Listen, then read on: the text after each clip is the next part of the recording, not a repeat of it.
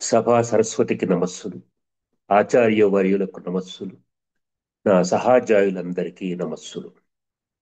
నేను డాక్టర్ వాసలి వసంతకుమార్ గారి కొత్త కోణంలో గీతా రహస్యాలు రెండవ భాగం ఆత్మగీతను పరిశీలనాభ్యాసంగా ఎంచుకున్నాను.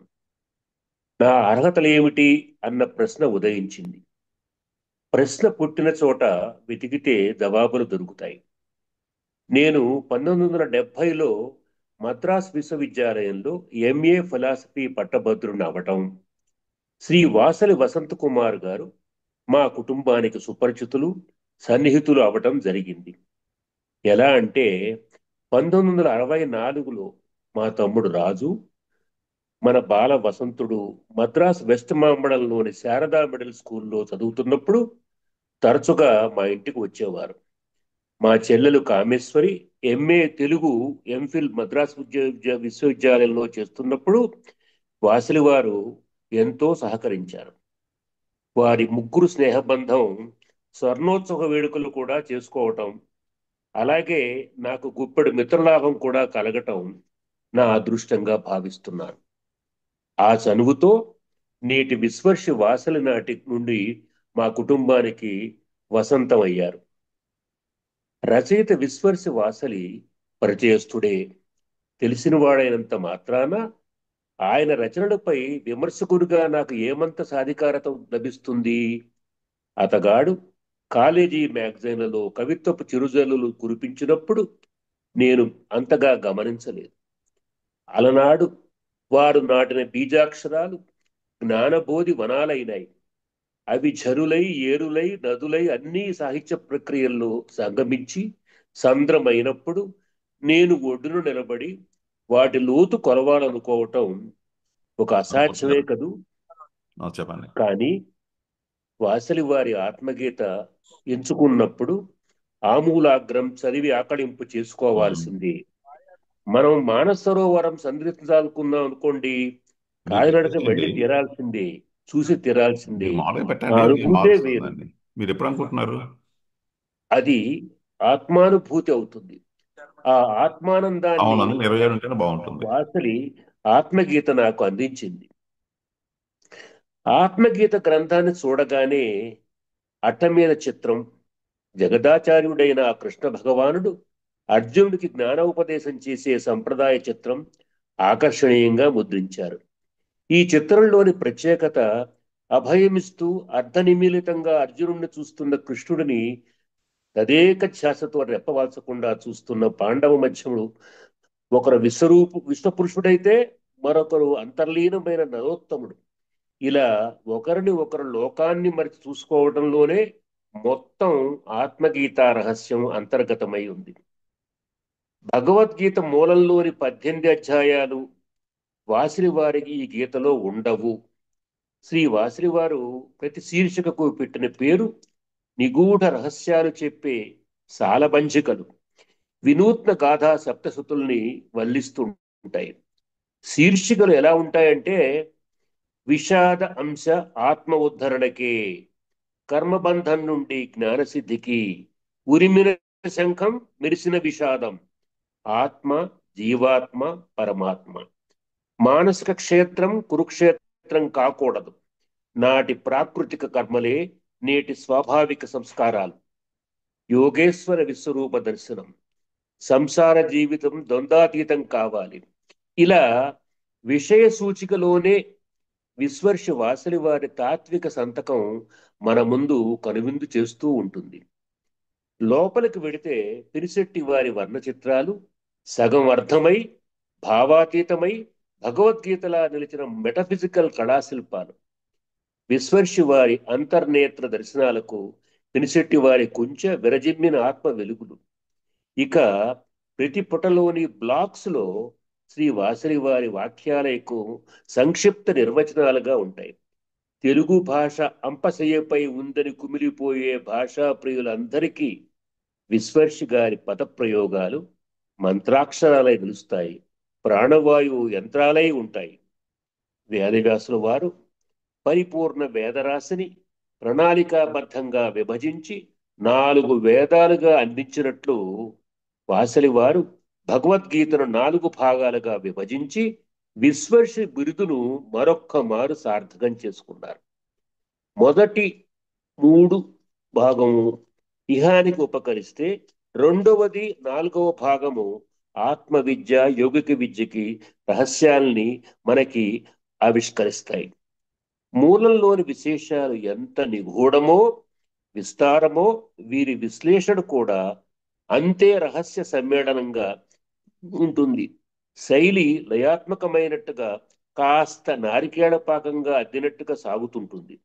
నిజానికి విశ్వర్షి వారే అన్నట్టు ఈ 4 భాగాల గీత కొత్త కోణంలో గీతా రహస్యాలు ఆవిష్కరిస్తాయనటం 100కి 100 పాళ్ళు నిజం. భగవద్గీతలో నేను నిష్ణాతుణ్ణి అన్న పండిత ప్రముఖులు ఎవరైనా చదివితే విషయ సంగ్రహం ఇంత దాగుందా అని అబ్బురపడక మానరు. అరవిందుల వారు సావిత్రి కథాగమనం కంటే సాంద్రంగా వీరి వ్యాఖ్యానం మంచి రసపట్టుతో విషయ ప్రధానంగా పట్టు బిగించి సాగుతుంది. విశ్వర్షి వారి అక్షరాలను ఆరా తీస్తున్న కొద్దీ ప్రతి పేరా చుట్టూ మనకి ఒక ఆరా కనపడుతుంది. ఎక్కడో శ్రీకృష్ణ వాచ, అర్జున వాచ అని కనిపిస్తాయి, కానీ ప్రతి వాక్యం వెనుక విశ్వర్షి వాసలి వారి ఆత్మ పరకాయ ప్రవేశం చేసినట్లు ప్రస్ఫుటమవుతూ ఉంటుంది. గీతాత్మను వారు దార్శికునై దర్శించి మనకు అందించిన అద్భుత ప్రవచనం ఒక మాధుర్య కావ్యం, ఆత్మగీతగా నేను అభివర్ణిస్తున్నాను. ఈ అమృత కలశంలో భావజాలాన్ని ఎంతమంది అందుకోగలరు? విద్యార్థికులు, ఆచార్యవర్యులు, అధ్యాపకులు, విశ్వవిద్యాలయ సమాశ్రితులు తప్ప. పూజ్యులు వీరి తండ్రి గారు శార్వరి గారు చూపించిన బాటలో వందలాది సాధకులకు యోగ భిక్ష పెట్టడంతో జగదాచార్యులై నిలిచారు మన వాసలి వారు. మనం చాలా మంది లబ్ధ ప్రతిష్ఠుల్ని, కీర్తిశేషుల్ని చూశాం, వారి ఉదంతాలు విన్నాం. వాసలి వసంత కుమార్ గారు తెలుగు తల్లికి సంజీవీకరణ తెచ్చి జీవోద్ధరణ చేసిన హనుమంతులుగా వర్ణించవచ్చు. చిన్ననాటి నుండి చేసిన అవిశ్రాంత కృషి వృధా పోతుందా? వారికి ఎందరో గౌరవ పురస్కారాలను ఇస్తే వాటిని ముద్దాడారు. వారి అన్ని సాహితీ ప్రక్రియల్లో పోటీలు నిర్వహిస్తే కొత్త తరం డాక్టరేట్లను ప్రోత్సహించే విశ్వవిద్యాలయాలు ప్రోత్సాహకాలను ప్రకటిస్తే మౌనంగా ఆస్వాదించారు, ఉల్లోపల సంబరపడ్డారు. ఎంత విస్పర్శ అయినా వారు కూడా మనిషేగా. వాసలి వసంత కుమారుడు నేడు అనుభవిస్తున్న సజీవ జీవన సాఫల్యం అందు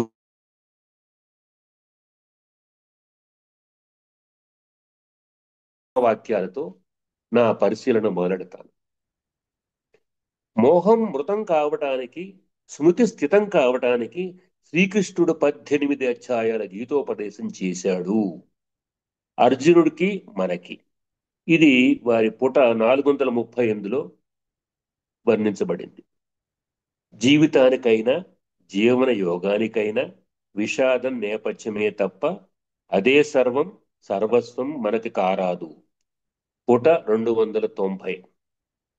మరో చోట అంటారు, ప్రాపంచికంగా శ్రీకృష్ణుడు అర్జునుడు వేరువేరుగా మనకు కనిపిస్తారు.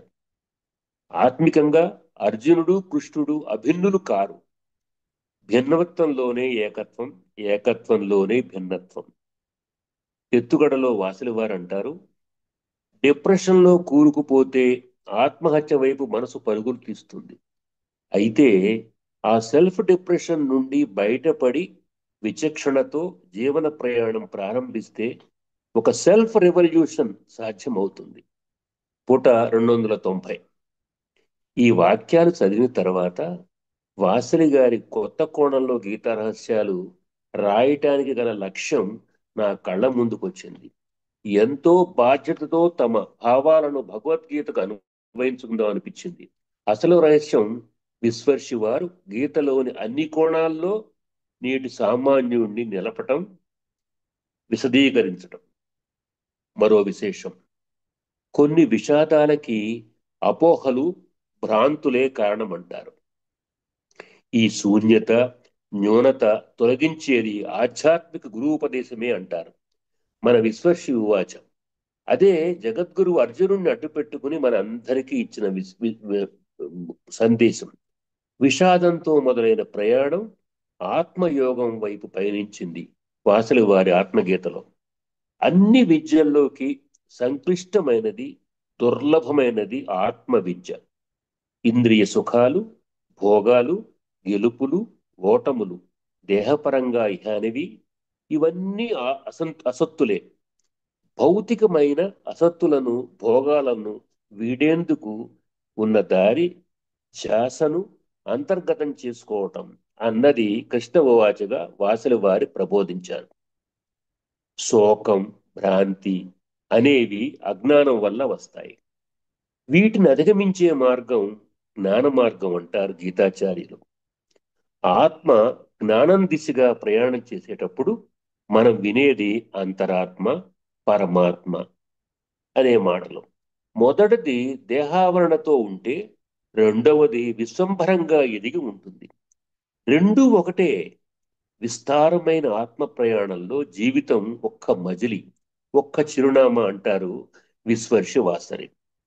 కాల చైతన్యంలో బాల్య, కౌమార, యవ్వన, వార్ధక్యాలు అనే దేహస్థితులు మారటం తప్ప మరణ భయాన్ని తట్టుకుంటే దొరికేది మనకి అమృతతత్వమే. మరణ భయాన్ని పారద్రోలేది సత్యశోధనే. దేహం అసత్యం, అబద్ధం అని మనం తెలుసుకుంటే చాలు. శరీరం చేసే క్షణిక నర్తనం అశాశ్వతం అని తెలుసుకుంటే చాలు. ఆత్మ చిరంజీవి అన్నది ఆత్మ విద్యలో గొప్ప పాఠం. మనం బయట నేర్చేదంతా విజ్ఞానం. లోపలికి పయనిస్తే మనకి వచ్చేది ప్రజ్ఞానం. మానవులమైన మనం కర్మబంధాల్లో చిక్కుకొని ఉంటాం.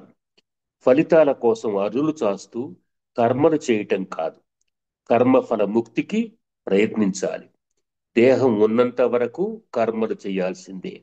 కర్మఫల విముక్తి జ్ఞానంతోనే సాధ్యం అని పలుతావులు స్పష్టం చేశారు. మన విశ్వర్షి 48వ అధ్యాయమైన కర్మబంధం నుండి జ్ఞానసిద్ధికి, 63వ అధ్యాయమైన నాటి ప్రాకృతిక కర్మలే నేటి స్వాభావిక సంస్కారాలు, 70వ అధ్యాయంలో కర్మాచరణే యోగిక ప్రతిభ అధ్యాయాలుగా నా మాటలకు ఇవి గీటురాళ్లుగా ఉంటాయి. అర్జునుడు స్థితప్రజ్ఞుడు ఎవరు, అతడి ప్రవర్తన ఎలాంటిది అని అడిగితే కృష్ణుడు చెప్పిన దానిని మనం ఆచరిస్తే అంతా ఆనందం అవుతుంది. మోహత్వం లేని నిశ్చల స్థితి అయిన సమాధి స్థితిని పొడిగిస్తే యోగ స్థితి కలుగుతుంది. అది కోరికలను త్యజించిన స్థితి. అది సంతృప్త జీవన స్థితి. సుఖ దుఃఖాలనే ద్వంద్వాలకు దూరమైన స్థితి. దేహాభిమానాలకు, రాగ భయ క్రోధాలకు అతీతమైన స్థితి. నిర్మల ప్రసన్న మానసిక స్థితి. ఇది సాంఖ్యయోగం నేర్పిన ప్రవచనం. ఆత్మ విద్య, ఆత్మతత్వం ఆబ్స్ట్రాక్ట్ విషయాలు కదా. అవి ఎలా అర్థమవుతాయి అంటే జవాబు మనకి గీతలో దొరుకుతుంది. ఆత్మకు చావు లేదు, నీ నా అన్న వర్ణభేదాలు ఉండవు, వికారాలకు లొంగదు. దేహం, మనస్సు, బుద్ధి మొదలైన భౌతికాలను దాటిన తర్వాత వచ్చే స్థితి ఆత్మ. ఉందామనుకున్నంత వరకు దేహంతో కలిసి ఉంటుంది. దేహం వదిలాక మళ్ళీ అగ్ని, నీరు, వస్త్రాలు దేహాన్ని ఛేదిస్తాయి కానీ, బాధిస్తాయి కానీ ఆత్మను ఏవి తాకజాలవు. ఇలా ఉంటుంది ఆత్మ అని నిర్ధారించలేము. వ్యక్తీకరించలేనిది, భావాతీత, ఆధిభౌతికం కానిది, అనుభవైక వైద్యమైనది ఆత్మ. ఈ అనుభూతులను విశ్వర్షి వారు తమదైన ఆత్మ దర్శనంతో విషాద అంశ ఆత్మ ఉద్ధరణకే, మానసిక క్షేత్రమే ఆత్మజ్ఞాన భూమిక, విచారవర్తనంలో ఆత్మ విచారణ, ఆత్మతత్వం వికారరహితం, ఆశ్చర్యార్థక అస్తిత్వం, ఆత్మశుద్ధత్వమే బ్రహ్మత్వ సిద్ధి అని తమ అధ్యాయ శీర్షికలను మలచి ఎంతో నిగూఢమైన విశేషాలని ఇట్టే సులభతరంగా అనిపించేలాగా మనకు అందించారు. అర్జునుడికి మనలాగా ఎన్నో సందేహాలు కలిగినాయి. అన్నిటికీ శ్రీకృష్ణుడిలా తీర్చగల వాసుల వారు మనకు లభించడం అదృష్టం. మనం పుట్టడం చూస్తాం, చావటం ఖాయమని కూడా మనకు తెలుసు. జీవి మరో జన్మానికి పయనమే మరణం. తప్పించుకోలేని చావు పుట్టుకల గురించి ఏడవటం అజ్ఞానం కదా. ప్రాణుల పుట్టుక ముందు అవి ఏమిటో మనకు తెలియదు.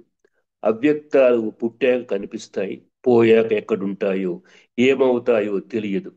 మరి దేనికోసం ఇంత వ్యాకులత?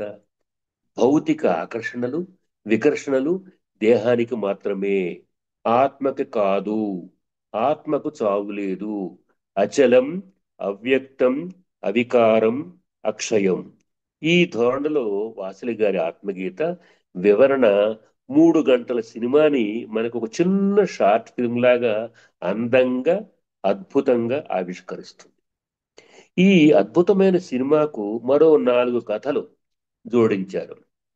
పుస్తకం చివరిలో మనసులో లేని మంచి మరెక్కడా ఉండదు. పుటలు 449 నుంచి 454 వరకు. జీవించడం చిలక పలుకు కాదు. పుటలు 455 నుంచి 461 వరకు. మేకప్ తాత్కాలికమే. పుటలు 462 నుంచి 464 వరకు. కాయం కలిమి కలకాల నిలువవు. పుటలు 465 నుంచి 469.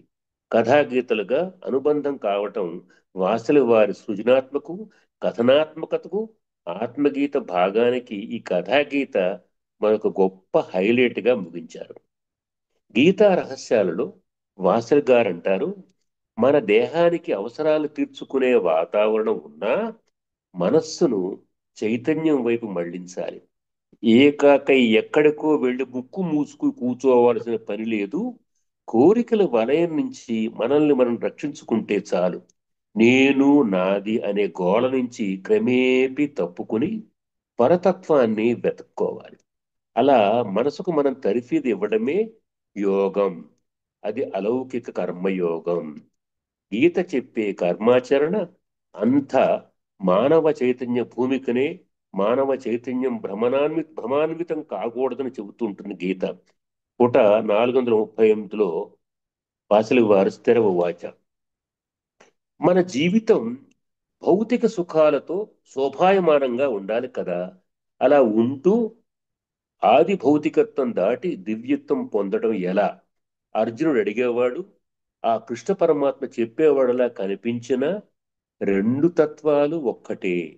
భిన్నత్వంలో ఏకత్వం. దేవుడు మనిషిలా దిగి రావడం అంటే వేరే ఎక్కడో కాదు, ఇదే. అందుకే మన కోసం భగవద్ అవతారాలు ఎన్నో వచ్చాయి. వీరి గ్రంథంలో లేనిది. కృష్ణతత్వం వైపు నేను పయనిస్తే నాకు నచ్చిన అద్భుతమైన కొన్ని చిన్న సంఘటనలు మీ అందరితో నేను పంచుకుంటాను.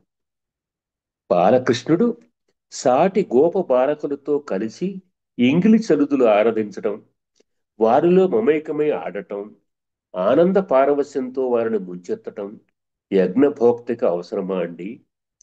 నరకాసుర వధ అనంతరం 16,000 మంది కన్యల్ని వివాహం చేసుకుని ఏకకాలంలో అందరితో సంసార యాత్ర సాగించడం ఆ అస్కలిత బ్రహ్మచారి కృష్ణుడు ఎందుకు చేశాడు? కటిక దరిద్రుడైన సుధాముడు బాల్యమిత్రుడు కృష్ణుణ్ణి ఆర్థిక సాయం కోరి కృష్ణప్రాసాదానికి వస్తే బంగారు పళ్ళల్లో కాళ్ళు కడిగి నెత్తిన చల్లుకుంటాడు కృష్ణయ్య.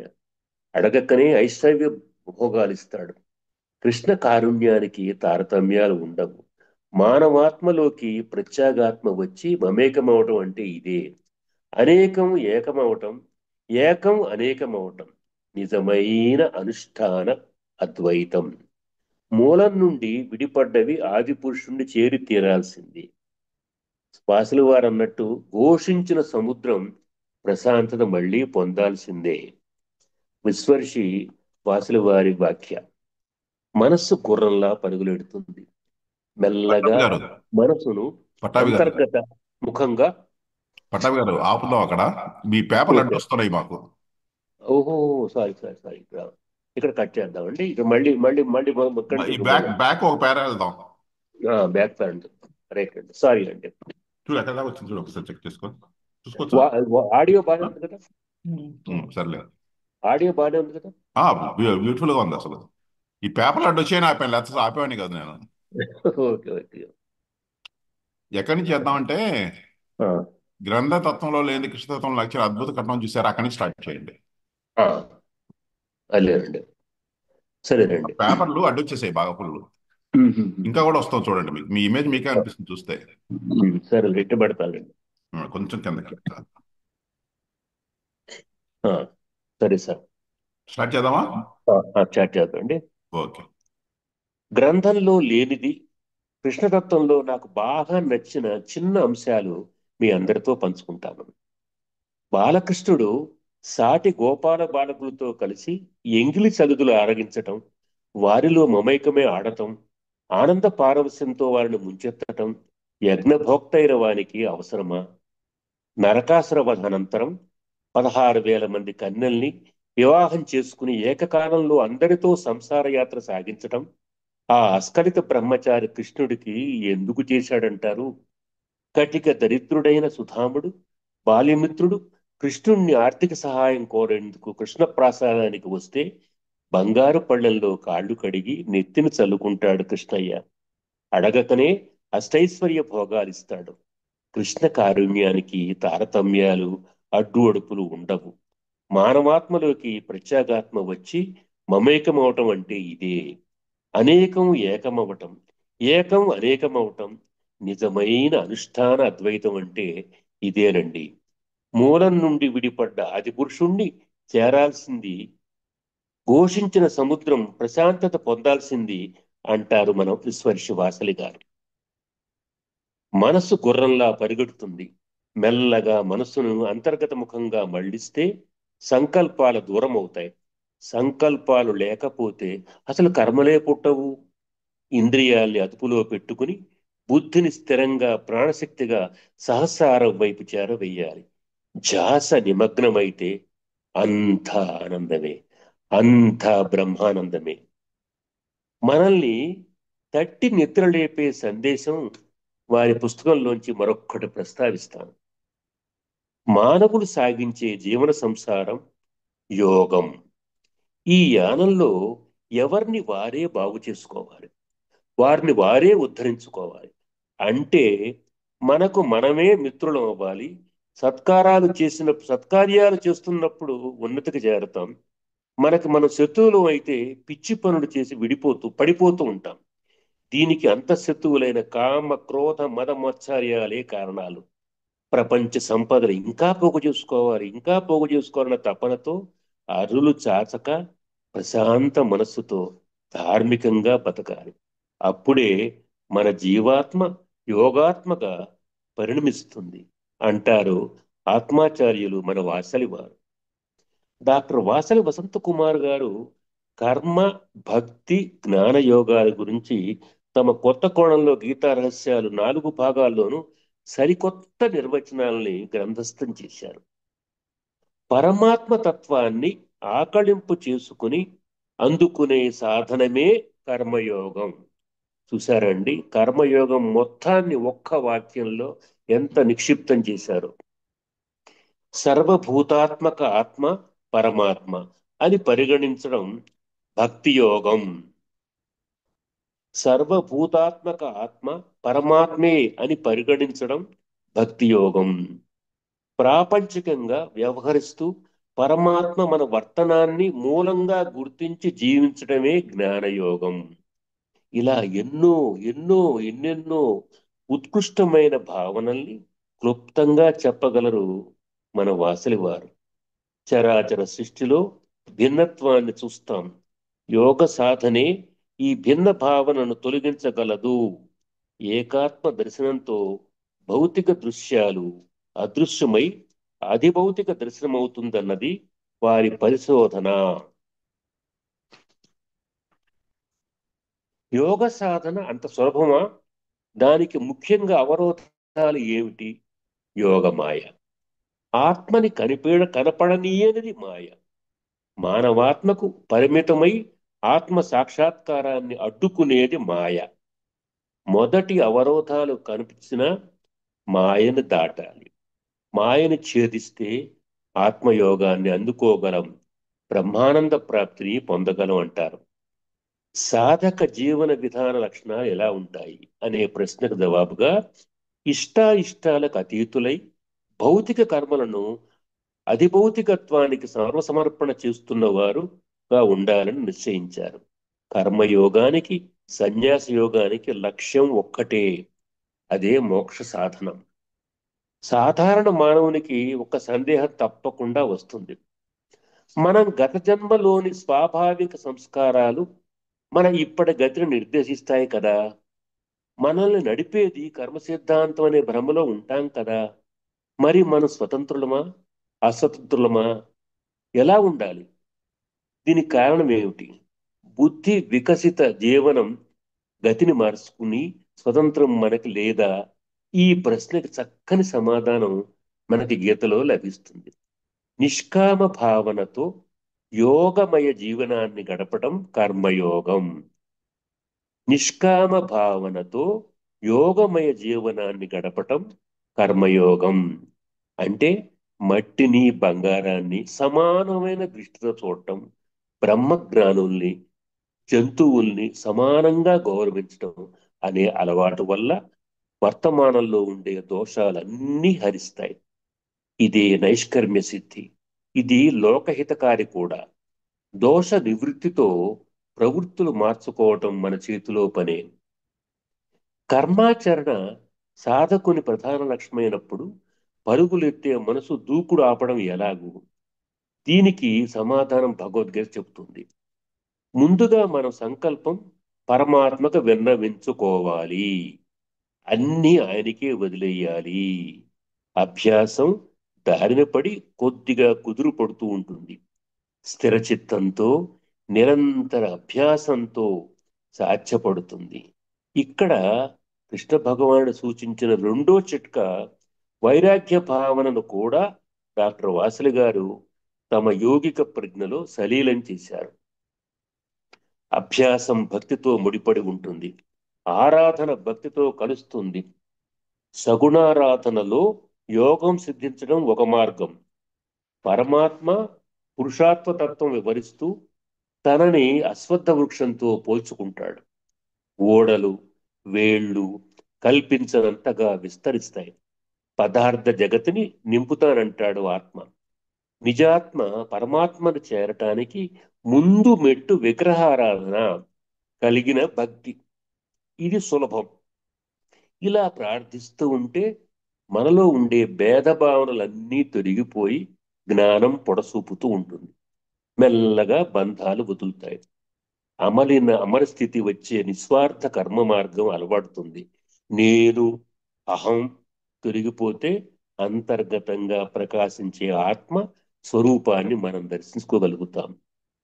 అర్జునుడు అడుగుతాడు, సన్యాసం అంటే ఏమిటి, త్యాగం అంటే ఏమిటి అని కృష్ణుడిని ప్రశ్నిస్తే, ఈ రెండిటికి గల భేదం చక్కగా విపులీకరిస్తూ, సన్యాసి ఇంద్రియ నిగ్రహం కలవాడై సంయమనశీలంతో విరాజిల్లుతాడు.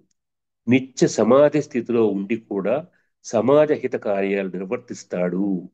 కామనలు, భౌతిక కాలుష్యం, ఈ పదార్థాలపై అనురక్తి వారికి ఉండదు. అలాంటి ప్రవర్తన కలవారు సన్యాసులు. ఇక త్యాగులంటే ఎవరు? త్యాగులు సర్వకర్మ ఫలాలను త్యజిస్తారు.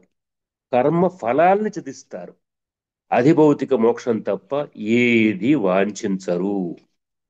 ఇక త్రిగుణత్రయ వివరణలోకి వెడితే, మానవుల్లో సత్వగుణం పాళ్ళు ఎక్కువ పాత్ర వహిస్తే అవిభక్త ఆధ్యాత్మిక స్వభావంతో దైవీ గుణ సంపన్నులు అవుతారు.